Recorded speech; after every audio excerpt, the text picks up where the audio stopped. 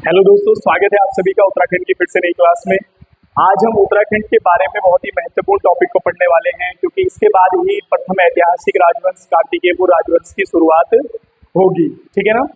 बात करते हैं उत्तराखंड में थानेश्वर का हर्षवर्धन या वर्धन वंश। ठीक है ना। वर्धन वंश के बारे में आपने भारत के इतिहास में बहुत विस्तार से पढ़ा होगा, इसके बारे में संपूर्ण जानकारी, क्योंकि यहाँ से प्रश्न भी पेपर में बनते हैं। याद करो कि इस वंश का जो अंतिम राजा था वो हर्षवर्धन था। ठीक है ना।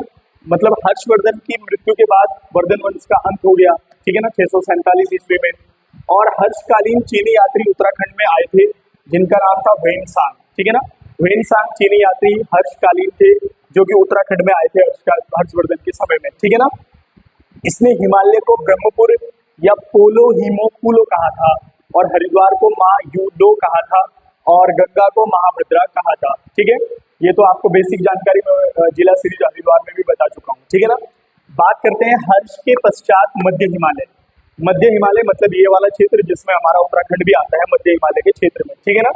तो हर्ष के समय में, यानी कि हर्ष के पश्चात, जब से 647 ईस्वी में हर्षवर्धन की मृत्यु हो गई, तो वर्धन वंश का अंत हो गया। तो ये जो मध्य हिमालय वाला क्षेत्र था जिसमें हमारा उत्तराखंड आता है, ये 3 क्षेत्रों में या 3 राज्यों में विभाजित हो गया, टूट गया। सबसे पहले ब्रह्मपुर, फिर उसके बाद गोविशाण, फिर उसके बाद शत्रुघ्न नगर। यहाँ से आप याद रखेंगे, ब्रह्मपुर, गोविशाण, शत्रुघ्न नगर। इन सब में सबसे बड़ा राज्य जो था वो ब्रह्मपुर था। कौन सा था? ब्रह्मपुर। अब आपको इन 3 ही राज्यों के बारे में पढ़ना है, और इन्हीं से शुरुआत होगी कार्तिकेयपुर राजवंश की, और कार्तिकेयपुर राजवंश से शुरुआत होगी चंद्रवंश की। ठीक है ना। विस्तार से आप देखेंगे। इससे पहले का इतिहास हम वीडियो अपलोड कर चुके हैं। आधुनिक उत्तराखंड के इतिहास को भी हम बता चुके हैं, जब से अंग्रेज यहाँ पर अधिकार किया था उसके बाद वाला, तो आप यहाँ से देख सकते हैं। ठीक है। बात करते हैं 647 ईस्वी में जब बात ये हुई, तो ब्रह्मपुर राज्य, हमने कहा कि ब्रह्मपुर, गोविशाण, शत्रुघ्न राज्यों के रूप में टूट गया। अभी मैं आपको इनका विस्तार बताऊंगा कि कहाँ से कहाँ तक इनका फैलाव था। ठीक है ना। बात करते हैं हम ब्रह्मपुर राज्य की। सबसे पहले इसको पर्वताकार राज्य भी कहा गया। ब्रह्मपुर राज्य को जो है पर्वताकार राज्य भी कहा गया। इसका जो क्षेत्र था, इसका जो अधिकार था, वो गंगा नदी से लेकर करनाली नदी तक था। करनाली नदी आपको पता है नेपाल में बहती है। नेपाल में सहायक है करनाली नदी, घाघरा और करनाली जो है काली नदी की। तो वहां तक जो है इनका क्षेत्र विस्तृत था। ब्रह्मपुर राज्य का विस्तार था गंगा नदी से लेकर करनाली नदी तक। ठीक है ना। आगे बढ़ते हैं। ऐसा जानकारी के स्रोत हमें मिलते हैं कि इस वंश पर जो है, इस मतलब राज्य पर पौरव वंश का शासन था, यानी कि पौरव वंश के शासकों ने इस पर अधिकार किया था, इस पर शासन किया था, और उन्हीं का शासन इस राज्य पर चलता था। ठीक है। यानी कि ब्रह्मपुर जो राज्य था उस पर पौरव वंश शासन कर रहा था। क्यों कर रहा था, इसकी जानकारी हमें मिलती कहाँ से? तो अल्मोड़ा से प्राप्त तालेश्वर ताम्रपत्रों से, जो कि 1915 में खोजे गए, इस वंश की जानकारी मिलती है, पौरव वंश की, जो कि ब्रह्मपुर राज्य में जो है शासन कर रहा था। और इस जो तालेश्वर हमें ताम्रपत्र मिला है, इसमें हमें 2 राजाओं के नाम मिलते हैं, एक धूतिवर्मन और दूसरा विष्णुवर्मन। ठीक है ना। एक धूतिवर्मन और दूसरा विष्णुवर्मन, इनके नाम हमें तालेश्वर ताम्रपत्र से मिलते हैं। चंद राजाओं से संबंधित भी है तालेश्वर ताम्रपत्र, जब आप आगे पढ़ेंगे तो आपको समझ में आएगा। ठीक है ना। तो तालेश्वर ताम्रपत्रों से हमें धूतिवर्मन, विष्णुवर्मन की जानकारी मिलती है, और पौरव वंश का पता चलता है कि ब्रह्मपुर राज्य में इसका शासन था। आगे बढ़ते हैं। इसके शासकों को गो ब्राह्मण हितैषी भी कहा जाता था, और इस वंश के शासक स्वयं को जो है गो ब्राह्मण हितैषी कहलाना पसंद करते थे। और इस वंश का एक स्वतंत्र शासक है, कभी एग्जाम में अगर पूछ ले तो अग्निवर्मन। अग्निवर्मन जो है वो इस वंश का सबसे स्वतंत्र शासक था।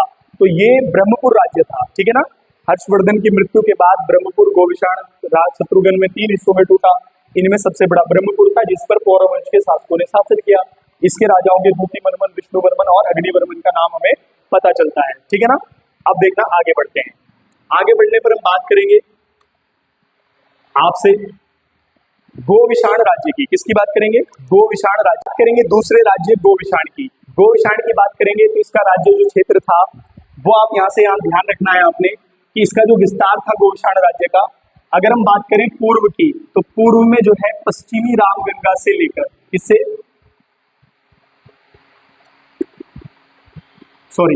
पश्चिमी रामगंगा से लेकर, यानी कि पश्चिमी रामगंगा से लेकर, और पूर्व में जो है काली नदी तक विस्तृत था। किस नदी तक? काली नदी तक विस्तृत था। पूर्व में जो है पश्चिमी रामगंगा से लेकर, जो पश्चिमी रामगंगा नदी है, मैंने आपको नदियों में पढ़ाया है, और पूर्व में जो है काली नदी तक जो है इसका राज्य विस्तृत था, ठीक है ना। और इसको गोविशाण कहा गया। इसकी जानकारी हमें कनिंगम ने दी थी, कनिंगम ने ही जो है इसको गोविशाण कहा गया। वर्तमान में आप सबको पता है कि इसको काशीपुर कहा जाता है। क्या बोलते हैं इसको? काशीपुर कहा जाता है। वर्तमान में गोविशाण को काशीपुर बोलते हैं, ठीक है ना। अब दूसरी बात यहाँ से बात करेंगे, ज्यादा जानकारी इसके बारे में नहीं है।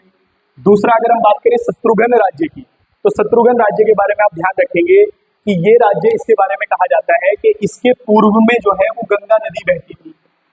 जो शत्रुघ्न राज्य था इसके पूर्व में गंगा नदी बहती थी और बीच में इसके मध्य में यमुना नदी बहती थी। तो आपको गंगा नदी का विस्तार पता है कि देवप्रयाग से वो चलती है बनकर, और यमुना नदी भी आपको पता है। तो यानी कि ये जो उत्तराखंड का उत्तर पश्चिमी क्षेत्र है, यहाँ पर जो है उत्तर पश्चिमी क्षेत्र में उत्तराखंड के इसका विस्तार रहा होगा। ब्रह्मपुर राज्य भी आप पढ़ चुके हैं, गोविशाण राज्य भी आप पढ़ चुके हैं, ठीक है। तो अब हम बात करेंगे अगला जो है कार्तिकेयपुर राजवंश की, कैसे कार्तिकेयपुर राजवंश का उदय होता है। और पहला ऐतिहासिक राजवंश है उत्तराखंड पर शासन करने वाला कार्तिकेयपुर राजवंश, और उसके बाद फिर चंद्रवंश स्टार्ट करेंगे, ठीक है ना। इससे पहले के जो वंश यहाँ से रिलेट किया है उनके बारे में हमने वीडियो बना दी है, आप जाकर देख सकते हैं, कुषाण वंश से लेकर, शक वंश से लेकर और यहाँ तक, ठीक है। तब तक के लिए धन्यवाद।